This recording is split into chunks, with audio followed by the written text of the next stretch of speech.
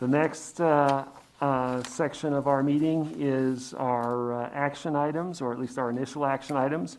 The first one is a resolution in support of Women's History Month, March 2022, which is this month. Can I get a motion in support of that resolution?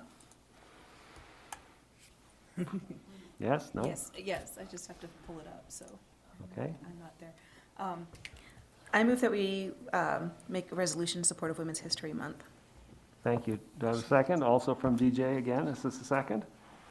Kristen, would you like to read the resolution for us? I very much would, if you give me a moment. It's stuck on last week's agenda. Okay. Just a minute. Doesn't have to be you. If someone else would like to read it, we can do that. There we go. Okay. I got it. Sorry about that. No problem. Resolution in support of Women's History Month, March 2022. Whereas in 1987, the National Women's History Project, now known as the National Women's History Alliance, successfully advocated the month of March become known as National Women's History Month to celebrate women of every age, race, class, and ethnic background. And whereas women of every age, race, class, and ethnic background have made historic contributions to the growth and strength of our society in countless recorded and unrecorded ways. And whereas women of every age, race, class, and ethnic background have played and continue to play critical economic, cultural, and social roles in every sphere of the life of our community by constituting a significant portion of the volunteer and labor force working inside and outside of the home. And whereas the 2022 theme for National Women's History Month, Women Providing Healing, Promoting Hope, is both a tribute to the ceaseless work of caregivers and frontline workers during this ongoing pandemic, and also a recognition of the thousands of ways that women of all cultures have provided both healing and hope throughout history. And whereas women of every age, race, class, and ethnic background have been integral in the art and science of healing not only our bodies, but our hearts and minds as well, giving us hope in times of immense suffering. And whereas, despite these contributions and milestones, the role of women in history has been consistently overlooked and undervalued in art, literature, education, health, labor, government, and business. Now, therefore, be it resolved, the Poudre School District Board of Education does hereby proclaim the month of March 2022 as Women's History Month, and that Poudre School District will work to ensure that the extraordinary and inspiring contributions of women of every age, race, class, and ethnic background are included in our curriculum and instructional programs. Excellent. Thank you. Thank you for sharing that with us. Superintendent Kingsley, you have some additional remarks and introductory? Yes, joining us this evening to speak to the resolution in support of Women's History Month are Director of Language, Culture, and Equity, John McKay, and Secondary Literacy Curriculum Facilitator, Ms. Kelly Burns. Thank you both for being here to speak to this resolution. Excellent. Good evening, Mr. Kingsley, Board of Education. It's great to be with you this evening.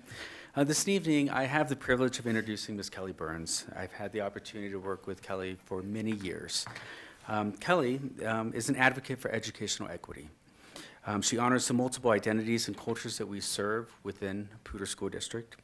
Ms. Burns is Poudre School District's Secondary Literacy Curriculum Facilitator. She has been in the district for 8 years. Kelly is also an instructor at the School of English Education at CSU. She is a proud parent of 2 PSD students, and I've learned a lot from Kelly.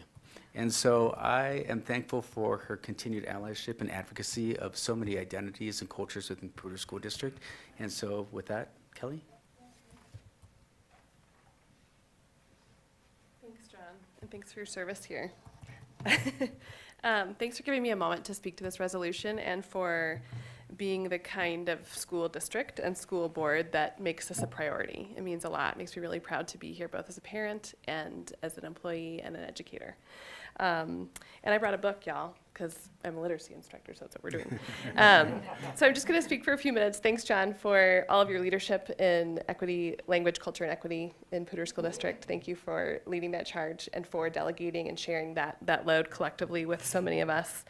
I want to just name kind of what Kristen said, the celebration of stories, resiliency, intelligence, strength, courage, and the ongoing work of women, that unspoken emotional labor of families, the physical labor of familying and working, particularly that came into strong relief during the pandemic.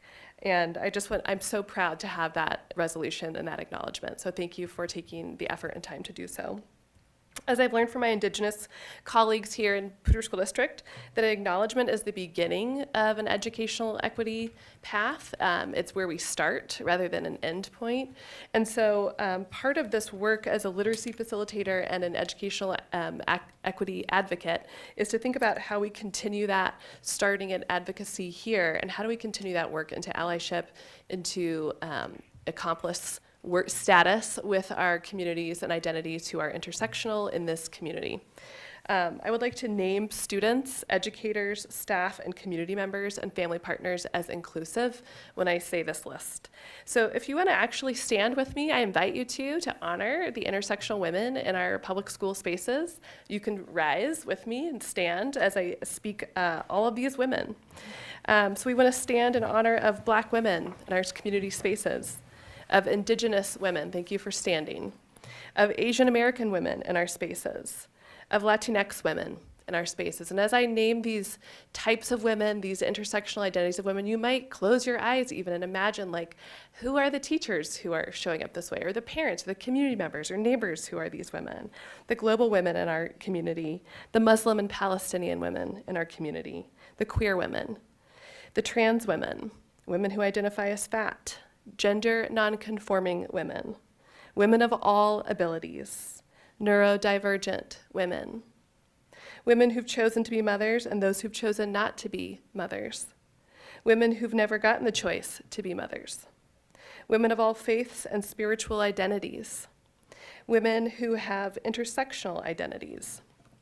And I just want to read to you this portion from a woman in history, so thank you for standing, and thanks for the women who cannot be here, who haven't had this platform to speak, and I speak on behalf of them, so thank you for standing for them.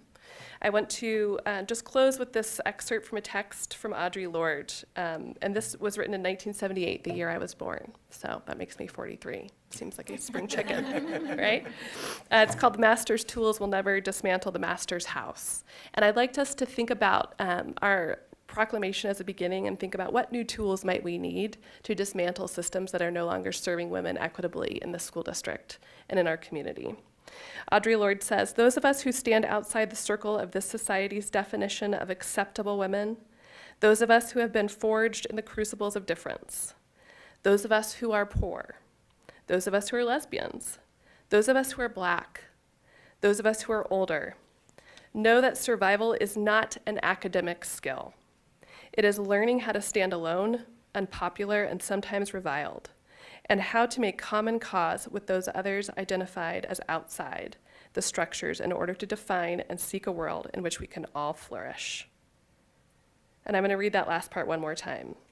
How to make common cause with those others identified as outside the structures in order to define and seek a world in which we can all flourish. And so I'd just like to say thank you for standing, thank you for making this resolution, and thank you for the women in our school district who hold these intersectional identities, who it hasn't been safe to come forward as, that we are creating those spaces for them that are courageous and brave with different tools so that our spaces and systems can elevate and amplify along with them. So thank you very much for that. And thanks, John. Yeah.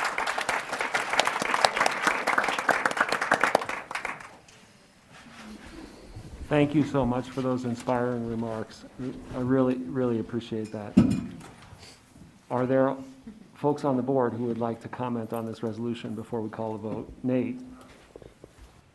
I seem to remember that today is a special day in the month, in Women's History Month, but I can't remember what it's titled. Does anyone know? It's International Women's Day. Okay, thanks. Would anybody else on the board like to comment on this resolution?